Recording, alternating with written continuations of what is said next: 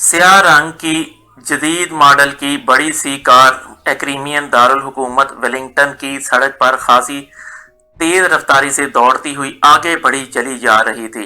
Driving seat पर एक बावर्दी driver मौजूद था, जबकि उकबी सीट पर एक उथेड़ उम्र गंजे सर वाला आदमी, जिसकी आंखों पर नफीस फ्रेम का नजर का चश्मा लगा हुआ था, बैठा हुआ था। उसके चेहरे पर गहरी संजीदगी थी। ये एक्रीमिया की रेड जीरो एजेंसी का सरबराह माइकल फॉक्स था।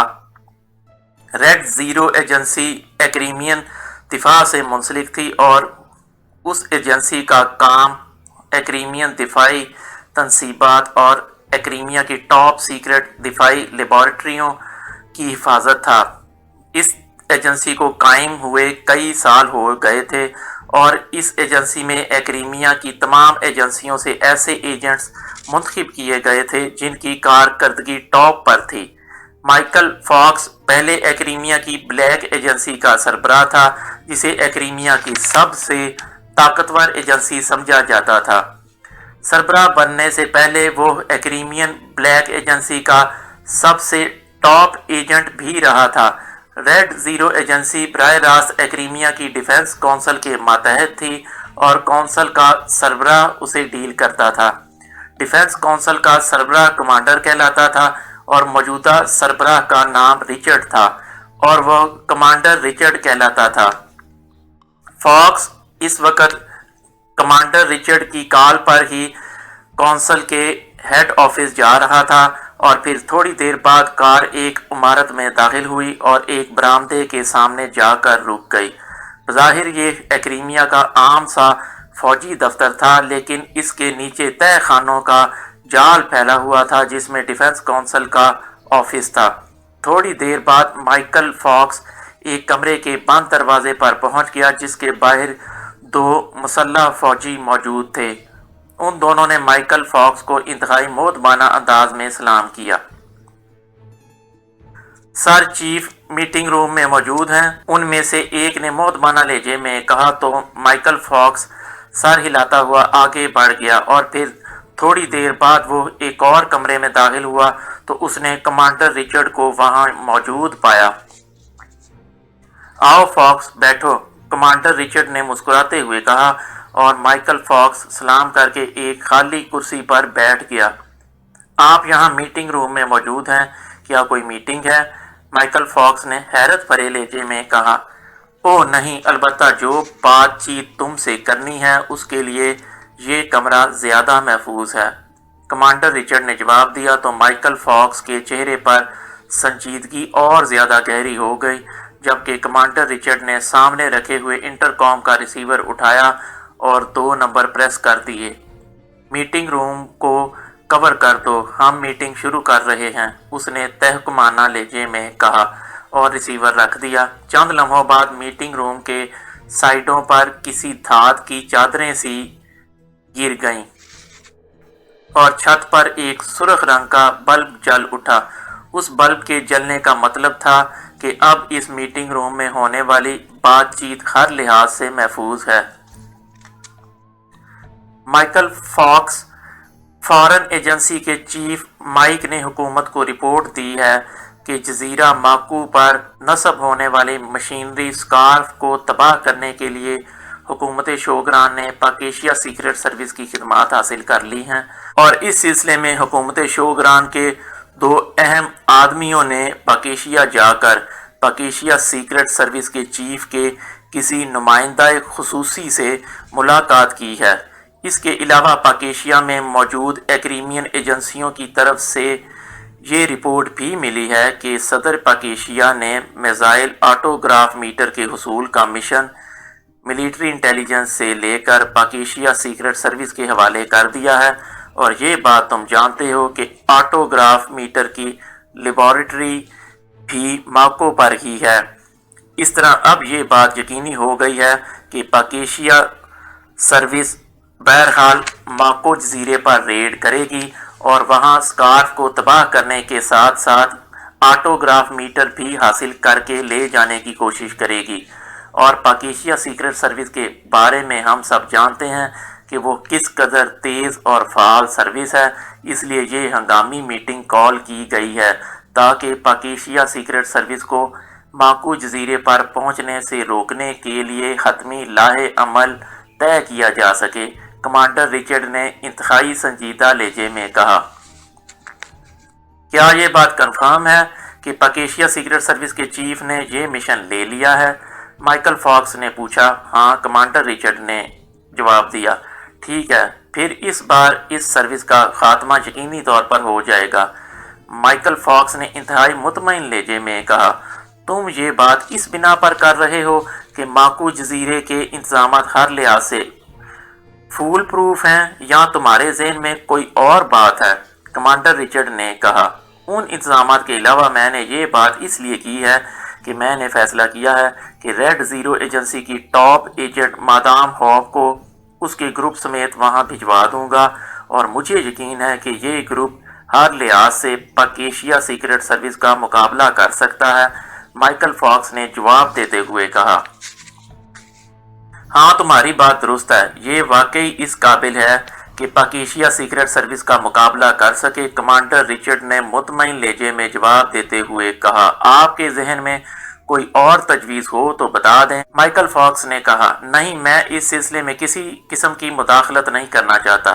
حکومت ایکریمیا کو ہر لحاظ سے ریڈ زیرو ایجنسی پر مکمل اعتماد ہے۔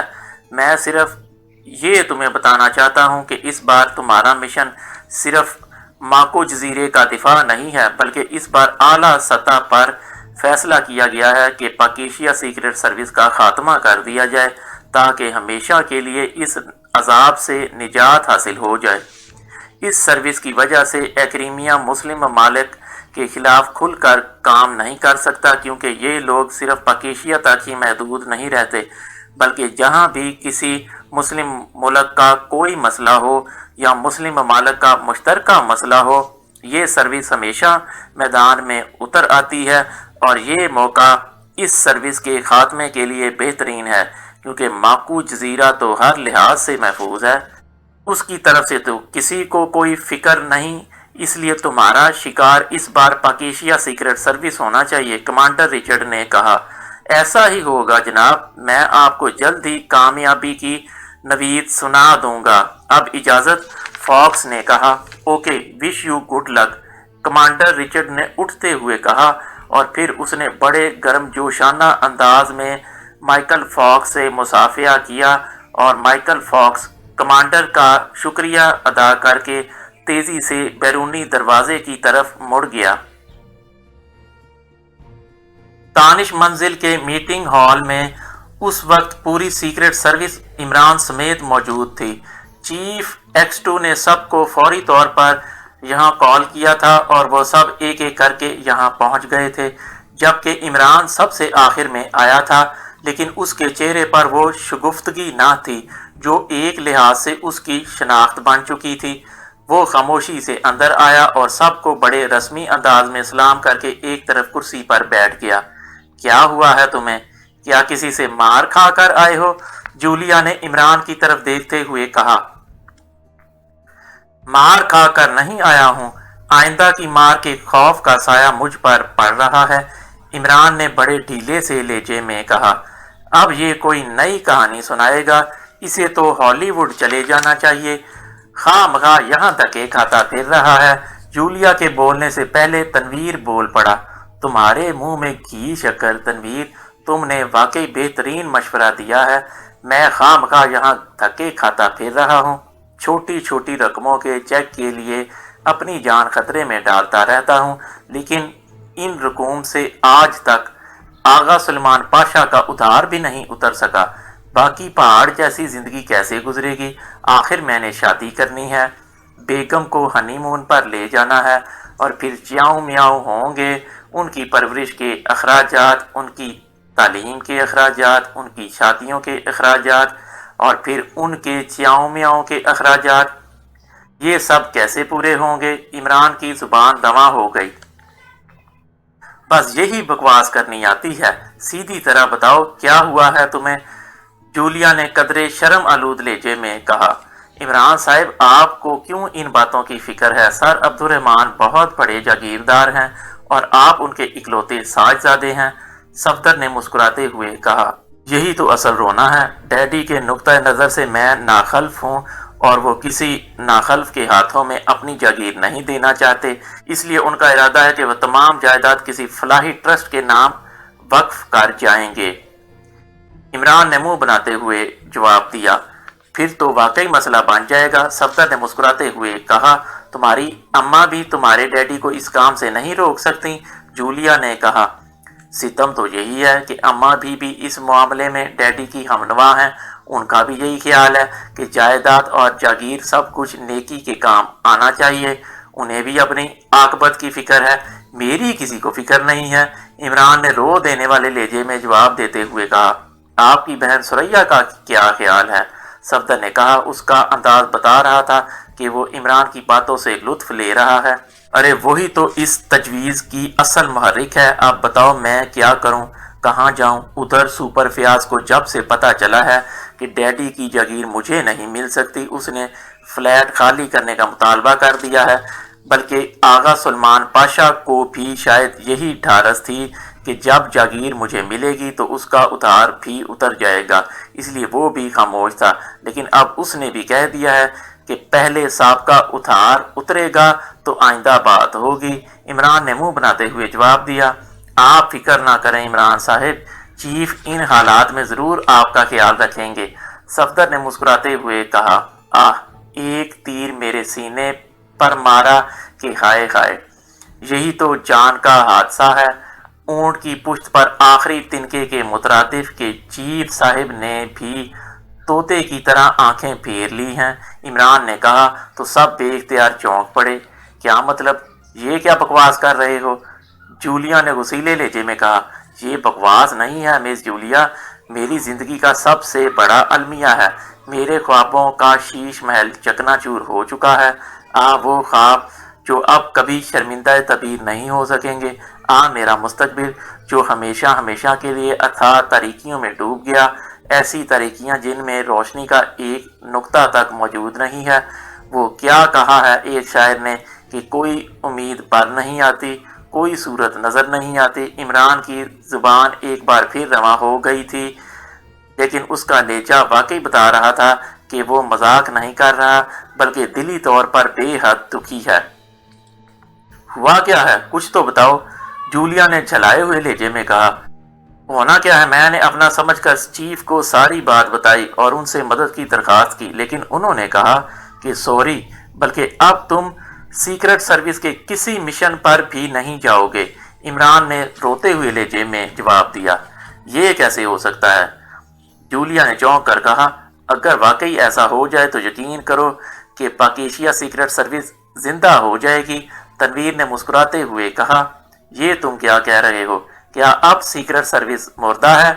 جولیا نے وسیلے لہجے میں کہا، تو اور کیا، سوائے اس کے کہ ہم عمران کے دم چھلے بنے اس کے پیچھے پیچھے بھاگتے رہیں اور آخر میں مشن کی کامیابی پر تالیاں بجا کر واپس آ جائیں۔ اور کیا ہوتا ہے؟ کیا کرتی ہے پاکیشیا سیکرٹ سروس؟ تنویر نے منہ بناتے ہوئے کہا، ارے اتنے چھلے، پھر تو بیچاری تم ہی غائب ہو جاتی ہوگی، جبکہ وہ نہ صرف موجود ہے بلکہ بول بھی رہی ہے۔ عمران نے کہا تو میٹنگ ہال بے ساختہ کہکہوں سے گونج اٹھا۔ ظاہر ہے عمران کا مطلب سب سمجھ گئے تھے کہ اس نے تنویر پر دم ہونے کی پھپتی کسی تھی۔ عمران صاحب، آپ کی یہاں موجودگی بتا رہی ہے کہ چیف آپ کو اہمیت دیتا ہے۔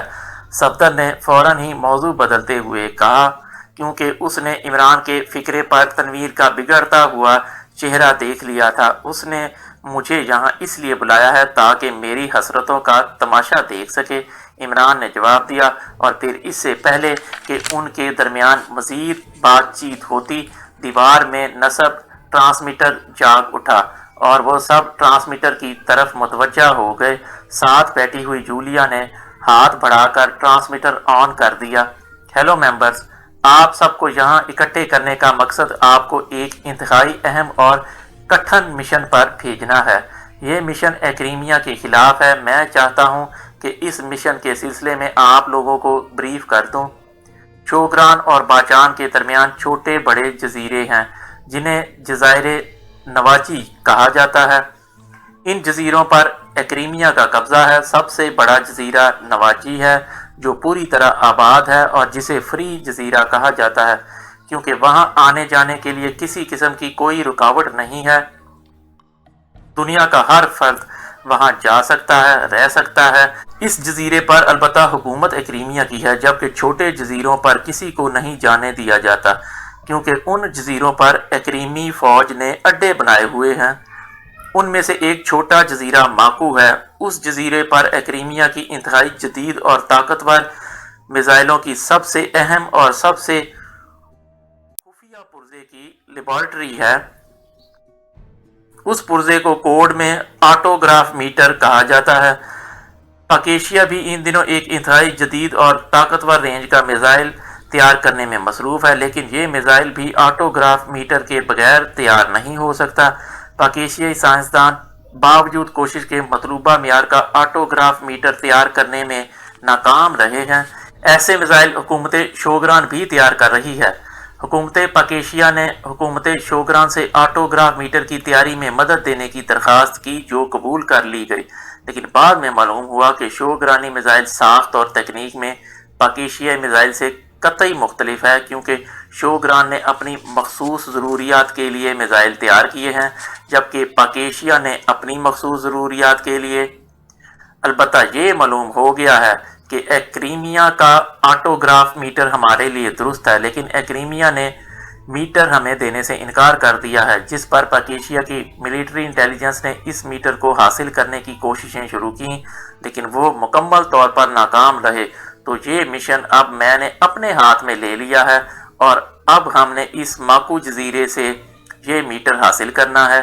ایک میٹر ہمارے لیے بہت رہے گا، چنانچہ ہمارا یہ مشن ماکو جزیرے سے میٹر حاصل کرنا ہے۔ اب اس مشن کا ایک اور پہلو بھی ہے۔ اس ماکو جزیرے پر ایکریمیا نے ایسی جدید مشینری نصب کی ہے جس کی مدد سے انہوں نے شوگران کے تمام فوجی اڈے اور ان کی نقل و حرکت مانیٹر کرنا شروع کر دی ہے، جبکہ اس مشینری کے مقابلے میں شوگران کے چیکنگ سینٹر بیکار ہو گئے ہیں۔ شوگران کی ایجنسیوں نے اس مشینری کو تباہ کرنے کی کوشش کی ہے، لیکن ان کی یہ کوشش ناکام رہی ہے۔ اس لیے حکومت شوگران نے حکومت پاکیشیا سے درخواست کی ہے کہ وہ میٹر کے حصول کے ساتھ ساتھ اس مشینری کی تباہی بھی اپنے مشن میں شامل کر لیں۔ اس کے بدلے میں پاکیشیا کو شوگران سے بے پناہ مفادات حاصل ہو جائیں گے، اس لیے ہم نے اسے بھی اس مشن میں شامل کر لیا ہے۔ دوسری طرف ایکریمیا نے ماکو جزیرے کے گرد مصنوعی سائنسی دھند پھیلانے کے علاوہ سمندر کی تہہ سے لے کر آسمان کی بلندیوں تک حتیٰ کہ خلا تک ایسی ریز پھیلا دی ہیں کہ کسی صورت بھی کوئی آدمی، کوئی مشین اس جزیرے میں بغیر ایکریمیا کی اجازت کے داخل نہیں ہو سکتی۔ اس کے علاوہ میں نے ایکریمیا میں اپنے خاص ایجنٹ کو اس بارے میں مزید معلومات حاصل کرنے کا مشن سونپا تو انہوں نے رپورٹ دی ہے کہ ایکریمیا کے سب سے طاقتور ریڈ زیرو ایجنسی، جس کی ذمہ داری ایکریمیا کی تمام دفاعی تنصیبات اور لیبارٹریوں کی حفاظت کرنا ہے، کو یہ اطلاع مل چکی ہے کہ شوگران حکومت نے پاکیشیا سیکرٹ سروس کی خدمات حاصل کی ہیں۔ چنانچہ ریڈ زیرو ایجنسی مزید الرٹ ہو گئی ہے۔ ریڈ زیرو ایجنسی کی ٹاپ ایجنٹ مادام ہوپ جزیرہ نواجی میں پہنچ گئی ہے اور اسے ٹارگٹ پاکیشیا سیکرٹ سروس کے خاتمے کا دیا گیا ہے۔ اس سے زیادہ وہ اس معاملے میں کوئی معلومات حاصل نہیں کر سکے۔ چنانچہ اب اس مشن میں تمہارا مقابلہ ریڈ زیرو ایجنسی سے ہوگا اور تم نے اس کے ساتھ ساتھ ماکو جزیرے میں داخل ہو کر وہاں سے آٹوگراف میٹر بھی حاصل کرنا ہے اور وہاں موجود مشینری، جسے سکارف کہا جاتا ہے، کو تباہ بھی کرنا ہے۔ اوور۔ چیف نے مشن کی پوری تفصیل بتاتے ہوئے کہا۔ یس سر، ہم اس مشن کے لیے ہر طرح سے تیار ہیں چیف۔ اوور۔ جولیا نے بڑے بااعتماد اور مطمئن لہجے میں کہا۔ گڈ۔ پاکیشیا سیکرٹ سروس کے ارکان کو ایسے ہی اعتماد کا حامل ہونا چاہیے۔ میں نے تمہیں مشن کے بارے میں اس لیے تفصیل بتا دی ہے کہ تم سب عموماً یہ شکایت کرتے ہو کہ عمران تمہیں مشن کے بارے میں بریف نہیں کرتا، البتہ اب مزید تفصیلات تم نے عمران کے ساتھ طے کرنی ہیں۔ اوور۔ چیف نے کہا تو جولیا نے بے اختیار چونک کر عمران کی طرف دیکھا، جبکہ باقی ساتھیوں کے چہروں پر بے اختیار مسکراہٹ دوڑ گئی۔ مگر چیف، عمران تو اب تک ہمیں یہی کہہ رہا تھا کہ آپ اسے اب مزید کسی مشن پر نہیں بھیجیں گے، اوور۔ جولیا نے حیرت بھرے لہجے میں کہا۔ اس کی عادت ہے ایسی باتیں کرنے کی، اس طرح وہ اپنی اہمیت جتانے کی کوشش کرتا ہے۔ ویسے اگر وہ نہیں جانا چاہتا تو مجھے بتا دے، میں اس کی بجائے تمہاری سرکردگی میں ٹیم بھجوا دوں گا۔ تم میں سے کوئی بھی عمران سے کسی طرح کم نہیں ہے، اوور۔ چیف نے کہا۔ جناب، آپ وعدہ کریں کہ میرا معاوضہ بڑھا دیں گے۔ جناب، اب بڑی مہنگائی ہو گئی ہے جناب، اوور۔ عمران نے روتے ہوئے لہجے میں کہا۔ جو کچھ تم کرتے ہو اس کے مطابق تمہیں معاوضہ مل جاتا ہے، اور میرے نقطۂ نظر سے یہ مناسب ہے، اوور۔ چیف نے سرد لہجے میں کہا۔ ٹھیک ہے سر، پھر میں اسی پرانی تنخواہ پر کام کرنے کے لیے تیار ہوں، اوور۔ عمران نے مسمسے سے لہجے میں کہا۔ اوکے، اوور اینڈ آل، دوسری طرف سے کہا گیا، اور اس کے ساتھ ہی ٹرانسمیٹر مکمل طور پر آف ہو گیا۔ تو تم نے ہم پر رعب جمانے کے لیے یہ باتیں کی تھیں، جولیا نے کہا۔ تم پر نہیں، تمہارے اس پردہ نشین چیف پر، لیکن مجال ہے کہ یہ رعب میں آ جائے، اس لیے مجبوراً پرانی تنخواہ پر ہی کام کرنا پڑے گا، عمران نے جواب دیا، اور جولیا کے ساتھ ساتھ باقی ساتھی بھی بے اختیار ہنس پڑے۔ عمران صاحب، اس بار پوری ٹیم اس مشن پر کام کرے گی۔ میرے خیال میں بڑے طویل عرصہ بعد ایسا موقع آ رہا ہے، صدیقی نے کہا۔ ہاں، اصل میں چیف نے فیصلہ کر لیا ہے کہ پوری ٹیم ہی بدل دی جائے، عمران نے کہا، تو سب بے اختیار چونک پڑے۔ کیا مطلب؟ یہ تم کیا کہہ رہے ہو؟ جولیا نے حیران ہو کر پوچھا۔ ظاہر ہے اس مشن سے زندہ واپسی ناممکن نظر آ رہی ہے، عمران نے جواب دیا۔ شٹ اپ، مشن کے آغاز میں منحوس باتیں منہ سے مت نکالا کرو، اب بولو ہم نے کیا کرنا ہے؟ جولیا نے کہا۔ عمران صاحب، اس مادام ہاپ کا کیا حدود اربع ہے جسے خصوصی طور پر پاکیشیا سیکرٹ سروس کے مقابل لایا گیا ہے، صفدر نے کہا۔ مادام ہاپ کارمن نژاد ہے، بڑے طویل عرصے تک کارمن سیکرٹ سروس میں کام کرتی رہی، پھر ایکریمیا شفٹ ہو گئی اور ایکریمیا کی مختلف ایجنسیوں میں کام کرتی رہی، حتیٰ کہ ترقی کر کے بلیک ایجنسی میں پہنچ گئی، وہاں سے ریڈ زیرو ایجنسی میں شامل کر لی گئی، اور اس وقت ریڈ زیرو ایجنسی کی سب سے ٹاپ ایجنٹ سمجھی جاتی ہے، عمران نے مسکراتے ہوئے جواب دیا۔ لیکن اس سے پہلے تو ہمارا اس سے کبھی واسطہ نہیں پڑا، اس کے باوجود آپ اس کے بارے میں اتنا بہت کچھ جانتے ہیں، صفدر نے حیران ہو کر پوچھا۔ مجھے جب چیف نے اس کے بارے میں بتایا تو میں نے ایکریمیا میں ایک معلومات فروخت کرنے والی ایجنسی سے خصوصی طور پر اس کے بارے میں معلومات حاصل کی، کیونکہ میرے لیے بھی یہ نام نیا تھا، عمران نے جواب دیا۔ اس کی ذاتی خصوصیات کیا ہیں؟ صفدر نے پوچھا۔ ظاہر ہے ٹاپ ایجنٹ میں جو خصوصیات ہو سکتی ہیں وہی اس میں ہوں گی، ویسے تم اسے تنویر ثانی سمجھ سکتے ہو، عمران نے کہا۔ تو تنویر بے اختیار چونک پڑا۔ کیا مطلب؟ کیا کہنا چاہتے ہو تم؟ تنویر نے ہونٹ بھینچتے ہوئے کہا۔ جس طرح تم ڈائریکٹ ایکشن کے قائل ہو، اسی طرح سنا ہے کہ وہ بھی ڈائریکٹ ایکشن کی قائل ہے، اور جس طرح تم عقل مند ہو اس طرح وہ بھی عقل مند ہے، عمران نے جواب دیا، اور کمرہ بے اختیار کہکہوں سے گونج اٹھا۔ کیا مطلب؟ اس میں ہنسنے کی کیا بات ہے؟ تنویر نے حیرت بھرے لہجے میں اپنے ساتھیوں کی طرف دیکھتے ہوئے کہا۔ تمہارا عقل مندی کا اس سے مقابلہ کر کے ہنس رہے تھے، صفدر نے بات بناتے ہوئے کہا، تو عمران بھی اس کی اس خوبصورت بات پر بے اختیار ہنس پڑا۔ چلو چھوڑو، جو بھی ہے اور جیسی بھی ہے سامنے آ جائے گی، اب تمہارا پروگرام کیا ہے؟ جولیا نے موضوع بدلنے کے لیے کہا۔ ہاپ اپنے گروپ کے ساتھ نواجی جزیرے پر پہنچ چکی ہے، ان لوگوں کے خیال کے مطابق ماکو جزیرہ ناقابل تسخیر ہے، اس لیے انہیں صرف پاکیشیا سیکرٹ سروس کے خاتمے کا ٹارگٹ دیا گیا ہے، اور یہ بات بھی سن لو کہ اس ہاپ اور اس کے گروپ کو بھی ماکو جزیرے پر جانے کی اجازت نہیں ہے۔ میں نے اپنے طور پر ماکو جزیرے کے بارے میں جو معلومات حاصل کی ہیں ان کے مطابق ہمیں ہر صورت میں پہلے نواجی جزیرے پر جانا ہوگا، وہاں سے قریب ایک اور چھوٹا جزیرہ ہے جسے کواجہ کہا جاتا ہے، اس جزیرے سے ماکو کو سمندر کے نیچے سے ایک خصوصی راستہ جاتا ہے، اس کے علاوہ اور کوئی راستہ نہیں ہے، اس لیے میرے خیال میں ہم 2 گروپ بنا لیں۔ ایک گروپ تو نواجی میں اس خواب کو الجھائے، جبکہ دوسرا گروپ اس دوران ماکو جزیرے پر پہنچنے کی کوشش کرے۔ اس طرح وہ یہی سمجھیں گے کہ انہوں نے پاک ایشیا سیکرٹ سروس کو الجھا لیا ہے، جبکہ پاک ایشیا سیکرٹ سروس اس دوران اپنا مشن مکمل کر بھی چکی ہوگی۔ عمران نے کہا، لیکن عمران صاحب مسئلہ یہ ہے کہ غیر ملکی ایجنٹ آپ کو پہچانتے ہیں، اس لیے جزیرہ نواجی پر بھی آپ کا سامنے رہنا ضروری ہے، اور یہ بہرحال سائنسی مشن ہے، اس لیے جزیرہ ماکو پر بھی آپ کا جانا ضروری ہے۔ پھر یہ پلان کیسے مکمل ہوگا؟ صفدر نے کہا، میرے ذہن میں پہلے بھی یہ بات موجود تھی، اس لیے میں نے سائنسدانوں سے آٹوگراف میٹر کے بارے میں تفصیلات حاصل کر لی ہیں، اور کیپٹن شکیل کے ساتھ ساتھ نعمانی کمپیوٹر سائنس میں خاصا ایڈوانس علم رکھتا ہے۔